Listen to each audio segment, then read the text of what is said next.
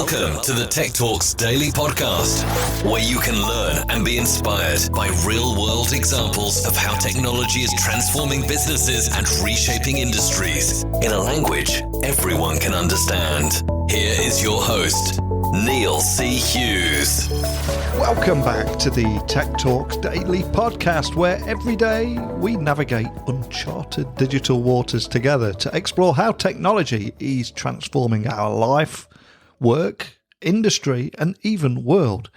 And today's topic is how technology is driving the future in-store experience. For example, VR might have been initially used within gaming and entertainment, but now it's entering the retail space and will power a new wave of experiential shopping, alongside augmented reality and mixed reality that are all changing our expectations. And many are providing gamified shopping experiences in store too to engage with their customers. And under the hood of it all is composable architectures. But how do we make sense of it all? How do we prepare for this future? Well, buckle up and hold on tight as I beam your ears all the way to the UK, where Chris Daplin from Valtech is waiting to share his insights about all this and much more. So, a massive warm welcome to the show. Can you tell the listeners a little about who you are and what you do? Sure. Thanks, Neil, and thanks so much for having me. I am Chris. I'm Managing Director of Valtech UK. We're a global business, about 5,000 people in 18 countries, and we're focused pretty predominantly on business transformation. I guess our role is to help clients be really relevant to their audiences in the digital world by building experiences that people actually want to use. So we believe that if we focus on human needs and focus on the audiences, then we can create more value for our clients. And a question that I feel I've got to ask here is, what is your origin story? Where did your passion for technology combined with concentrating on the human needs in business? And ultimately, what put you on the path that you're on today? Well, I mean, I started work in the very early 2000s, so just around the dot-com boom. And so I've grown up with digital as it matured. What's been really interesting is when you look back on it, I guess, is that the fundamental element of the role has always been the same. I've always been focused on how to connect brands and organizations with their consumers, and usually using creative data and technology. But that has evolved a lot in the time, obviously, I've been in work. So started very much in the CRM space, which was started as obviously it was very DM heavy, and we used to do a lot of print, a lot of faxing, and that moved into a very much an eCRM journey and a lot of email marketing, right through the dawn of social media, and then into bigger experience platforms and into more CX and technology now. And so in February this year, I moved and joined Valtech, and that desire to be much more at the heart of transforming businesses through technology and really building things that are helpful and useful for people in the real world.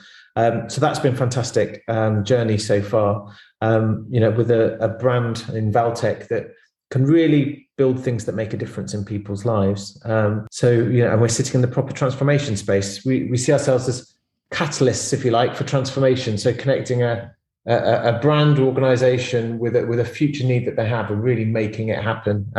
So it's a fantastic journey to be part of right now. Incredibly cool. And for anyone listening that's hearing about Valtech for the very first time, and they could be listening anywhere in the world, can you tell me a little bit more about the kind of problems that you're solving for businesses with your technology? Yeah, I guess the fantastic thing about being in a business like Valtech is the breadth of the problems that you get to solve.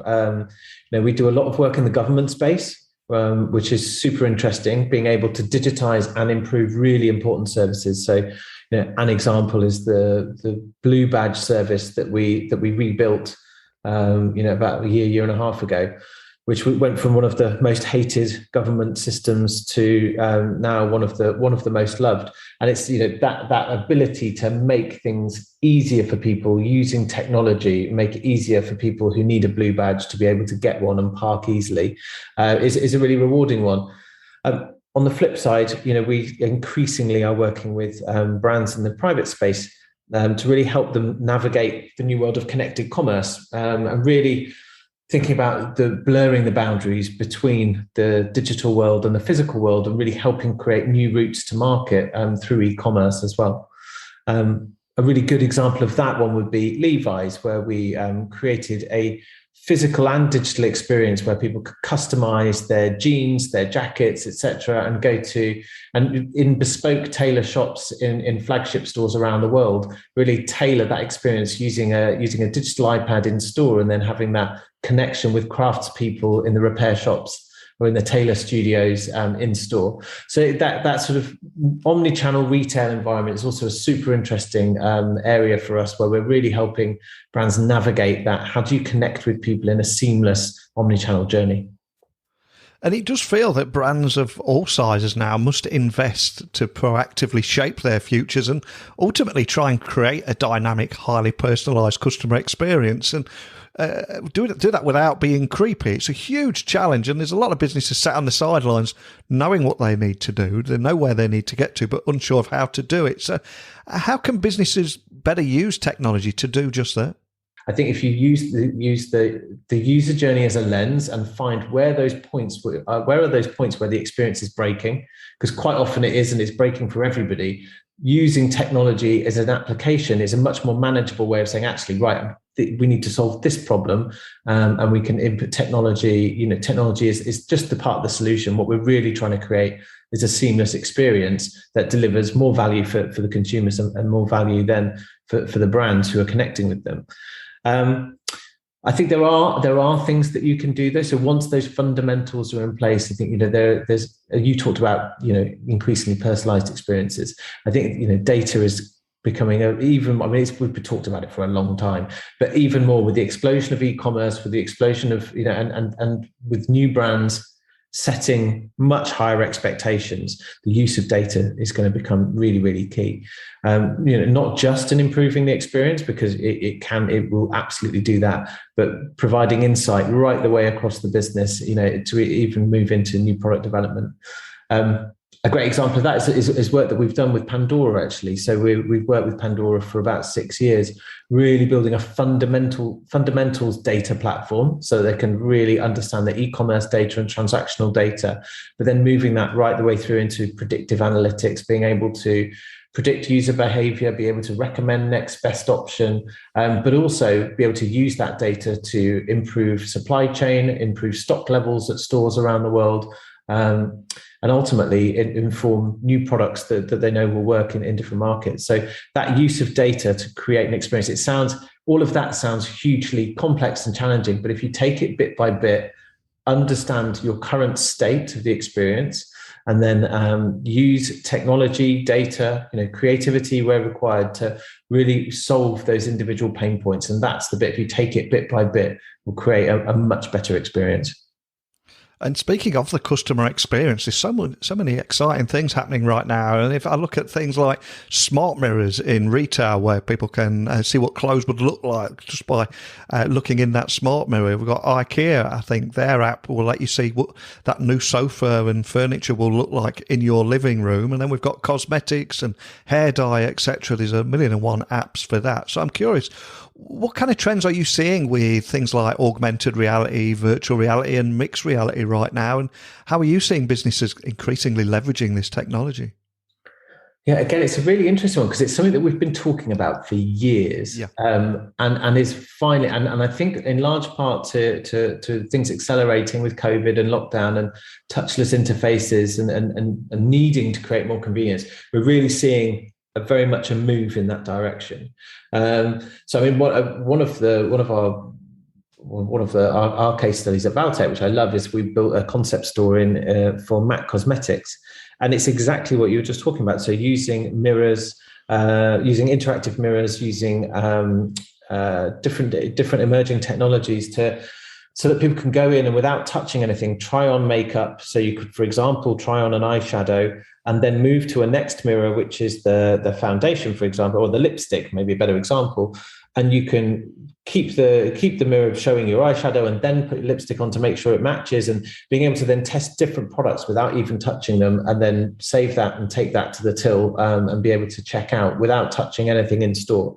So incredible move in in-store technologies. Another really good use and is enabling retailers to really plan their space so that they can use augmented reality to try products, for example, that you couldn't fit in a normal store. So again, we've done some really good work with Decathlon with their tent section, which, when you think about it, you haven't got room to put multiple tents up in any showroom for people to then walk through and understand the difference. Whereas using augmented reality, you can walk through the whole range of all of the different tents, understand the height, the dimensions, what they look like, and make that sale really easy. So I think we're definitely seeing a movement where the practical application of augmented reality, mixed reality is really working. I think the fundamental thing is using it to actually solve a problem rather than moving into the gimmick space. I think things that move into the gimmick space won't get used. When it's actually solving a real problem, there's a huge need for it and a huge demand. We actually did our own research a couple of weeks ago, and we found that a large majority, 71% of UK shoppers, would be open to browsing shops and products using VR from home. So there's definitely been a mind shift within people in the UK, being prepared to use both AR, VR, and mixed reality in their shopping experience. And that's where it gets really interesting for me, because if you do solve a real problem with this technology, it then quickly becomes the standard expectation for every experience that you enjoy everywhere. And companies that don't keep up will suddenly, they'll fall by the wayside and get left behind, won't they? Exactly. And I think that's what's fascinating about being in this industry right now, is where whenever a brand sets breaks new ground, it sets new expectations, and then everybody then has to follow. You look at Amazon one-day delivery and Amazon Prime, and suddenly every single retailer is having to move to a fast delivery mechanism. And where it used to be 1 to 2 weeks, people aren't putting up with 1 to 2 days. It's incredible, that shift. And that's driving, adoption and implementation of technologies. And it's really interesting. It feels like the tide has very much turned from technology driving what's possible to consumers demanding what's needed. And the consumer demand is driving technology adoption within brands. Yeah, it really does. And a couple of years ago, I was in Vegas for a tech conference, and the hotel I was staying in had an Amazon Echo device in every room. And you literally opened the curtains, or the drapes, as I had to say, and the lighting, etc. Everything was managed in that hotel room using your voice. And how quickly that suddenly became my expectation for everywhere else. Yeah, I have to say, it's absolutely fascinating that how quickly those things can get adopted. Voice has been a really interesting one, actually, and I expect voice hasn't been adopted as a broader interface as fast as you might have expected with Google and Amazon. But I definitely think that both voice and gesture control are things that are going to start to become very commonplace in the near future. And another buzzword I'm hearing more and more about recently is shop attainment. So can you expand on that and tell me more about using tech to gamify shopping experiences in store to engage customers? Because it seems to be a real trend at the moment. Yeah, and I think it is, and you look at the state of retail and the high street at the moment, and people, particularly after lockdowns, are being very selective about when they go into stores. And have very high expectations now of the experience that they're going to get in the store, and being able to then create that engagement and create this future shopping experience, making it an experience as well as a transaction. So both in social media, in gaming, and also in store, there's a huge potential for brands to sell within mobile and even console games. And then when you look at the in-store experience, there's a huge opportunity to gamify that.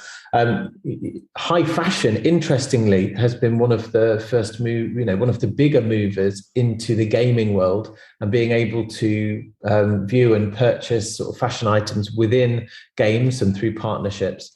But also, as you mentioned, in store. So in the case of Johnson & Johnson, for example, they created a play space inside its flagship store so that they could encourage children and parents to play a game revolving around J&J products. So, I mean, the types of fun and interactive elements are proving a great way to engage customers and provide memorable experiences that you can't get online. And I think that's a really interesting point of where retail is heading now, is that the retail, as everyone broadly gets very used to e-commerce and that the functional nature of e-commerce, retail needs to provide an experience and those little moments of magic that will keep people coming back. And of course, one of the dangers is we'll have many decision makers listening all over the world thinking, I completely get this. We need to provide these same seamless experiences with technology at the heart of it, and just turn to their tech teams to make it happen without any realization of some of the complexity that is involved in bringing some of that to life. So for any tech teams listening, can you expand on how they can get more familiar with composable architectures and ultimately help them build that omni-channel experience and invest in the right technologies rather than making that knee-jerk reaction and ending up going down the gimmick route that we were talking about?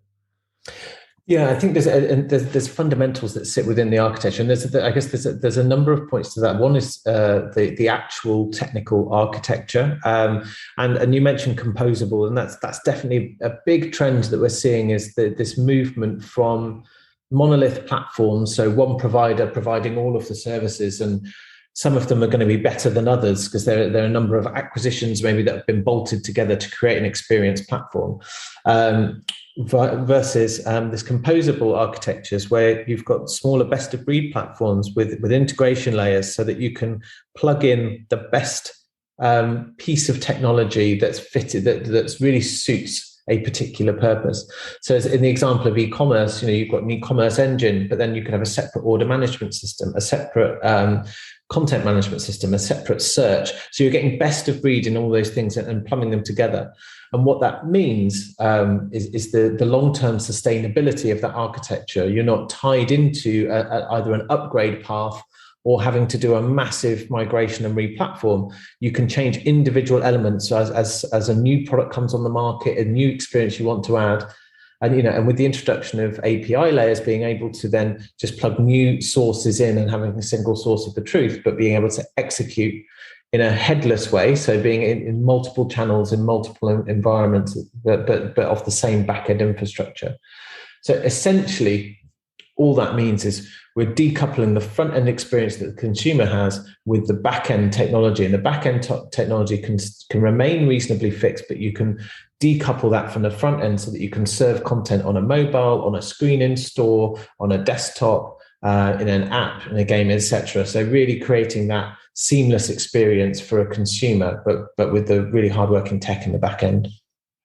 And of course, I think we should also mention that stores such as Gap and Ikea recently announced the close of brick and mortar stores. So what do you think that ultimately means for the high street? And that's really, really interesting because I think those are two very different examples in the nature of Gap and Ikea. So what feels like in retail is the pandemic has obviously had a huge effect, but where a business wasn't necessarily performing before or had cracks in their model, then the pandemic created chasms. So it has been a very, the pandemic has had a huge impact on retail. So, in one sense, it's been, almost the Grim Reaper standing over businesses that are underperforming or over leveraged and waiting. But at its best, it's been a real catalyst for change, forcing businesses to adapt and change their model and pivot. And I think there are some fantastic examples of brands that have done really well and brands that have done not so well. And Gap is one that you feel like we're struggling way before the pandemic. They haven't evolved their product. So the desirability of the product was quite low. The brand felt like it hadn't had any significant investment or become less relevant to younger consumers now. And really where they used to stand in their own, the dawn of Primark and H&M and Zara and all of those competitors coming into the same space and really beating it, even in the baby category where Gap used to really excel. So I think you can understand where the pandemic went and just moving their business to purely online, I'm not sure is necessarily going to solve all of their problems. It might give them a stay of execution for a while, but they need to change more, I think, fundamentally than just losing their retail stores. On the flip side, IKEA's choice to discontinue their new site in West Sussex, you think actually that feels like a more positive pivot. Going, actually, do we need another superstore here? Consumer demand is changing. There are different consumer needs, and actually we need to move into an e-commerce space. But IKEA will still always have their big flagship stores. And I think the experience of IKEA is a really, really important one for the modern shopper. But I think they're now going, actually, rather than just steady retail footprint expansion, which they've had over the last 10 years, actually, we need to think about where we want our next ones, what we want to be online versus where do we want our flagship stores. And I think that's a really positive reevaluation. From my perspective, and I think from our view from Valtech particularly, is that the high street is definitely not dead. Even during the pandemic, online only retailers like Amazon, for example, launched their first physical stores. But I think there is definitely going to be a role for high street retail, and it will be a slightly different one. It will be about retail experience, about the touching and being able to feel and experience the product, bringing digital into that to help people create immersive experiences in store. For it to be successful, it can't rest on its laurels. I think they first of all need to have amazing customer service, because that's what people are coming into retail for. Have a really good product selection, or virtual product selection to enable people to experience in store. There needs to be a seamless experience to link the digital world, which is inevitably going to be part of every retailer's model, with the physical world, to make sure that seamless omni-channel experience. And finally, I think what's also really important is those little moments of delight, and those can be small, mundane moments that are transformed into great experiences. Either a brilliant checkout experience, a smile to pay, or like Uniqlo's recent, instead of having to scan all of your items, you just put your basket next to the till, and it will recognize and calculate all of your items and put them to your bill, rather than having to go through and scan and having a notification telling you that an item's needs to be removed from the bagging area. So I think those little moments of magic that can be created using technology, but also that good old-fashioned customer experience or customer service will be what's going to really help those retailers thrive. Yeah, I think there are exciting times ahead in that field. And you mentioned Amazon there, and of course the Amazon Go store, where you walk in and you just walk out without giving your card details or anything. Everything just is seamless. And I'm interested in how that is taken, especially here in the UK. But I'm curious, though, what makes you hopeful and maybe even excited about the future for both online commerce and brick and mortar stores in the high street too? I have definitely moved into excited. Last year, not so much, but this year definitely, because the pace of change and the pace of adoption of technologies, the change in consumer behaviour. We're seeing behaviour change from consumers that are that are driven by the pandemic, driving ripples out throughout a consumer experience. And things are getting better. I think it's technology used to make better experiences, rather than it just being a reaction to a situation, which I think is great. I think from our perspective, there is also there's so much exciting developments to come, and our job is to help our clients thrive in this modern digital world. So that ability to be able to use technology, to be able to modernize their architectures, to be able to create a better experience that's going to deliver more value for consumers, and therefore more value for the brands we're working with. I think that is a very exciting prospect. You mentioned the Amazon Go store just now. I mean, the contactless nature of technology and the seamless utility that we're seeing now in a retail space is super interesting. Even in China, things like face recognition and smile to pay have become quite widespread, and you can see those technologies really being adopted in the UK as well. So yeah, I think that overall, the retailers that respond to the pandemic in creative ways, I think, are starting to thrive, and we really want to stand alongside that and help progress as much as we can. Well, we started our conversation today with your origin story. And to finish, one of the things I always like to ask my guests is if there is a particular soundtrack or song or piece of music to your career in tech. It could be a song that has inspired you, accompanied you in your career, just helps you get your head in the zone before a big meeting or going on stage. Is there a song that means anything to you that we could add to our Spotify playlist? That's a really good question.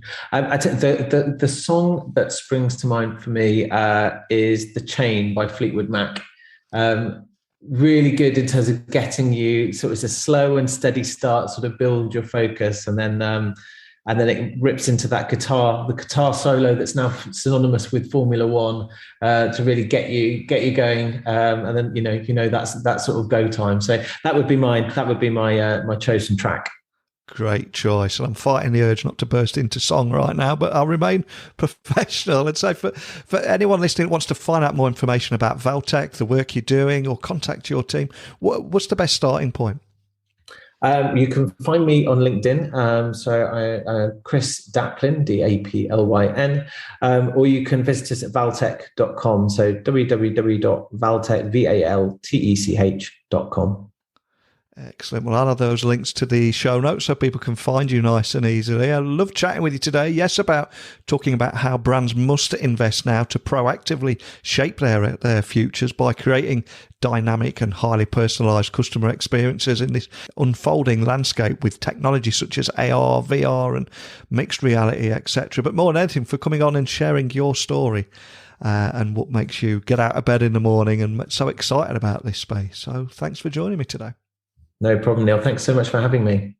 Here in 2021, as I record this episode, there are Amazon Go stores that enable me to enter a store, grab whatever it is that I want, no need to check out or show any payment details, and just leave the store.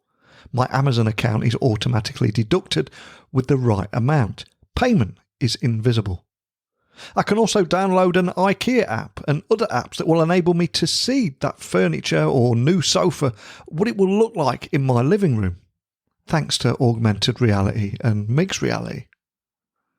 And then there are smart mirrors that enable you to try on clothes and makeup or different hairstyles. So if all that is available on a small scale right now, can you imagine when that becomes the norm, when that enters the mainstream? How many shoppers will step back in time, wait in line, fumble in their pocket for cash and cards, etc., and remain in the analogue world? And how many will choose to visit stores that offer an experience? This is the challenge that is waiting on the horizon. The warning signs are already there. It's almost inevitable where we're heading. But how are you in your business or brand preparing for that? I'd love to get your story on here, your insights, challenges, successes, failures, whatever it may be. Please email me, techblogwriter@outlook.com, LinkedIn, Twitter, Instagram at Neil C. Hughes, and my website is techblogwriter.co.uk, where you will find over 1,800 podcast interviews. But I've given you enough to think about for one day, so I will love you and leave you. I'll return again tomorrow, the same time. So a big thank you for listening, and until next time, don't be a stranger. Thank you for listening to the Tech Talks Daily Podcast with Neil C. Hughes. Remember, technology works best when it brings people together.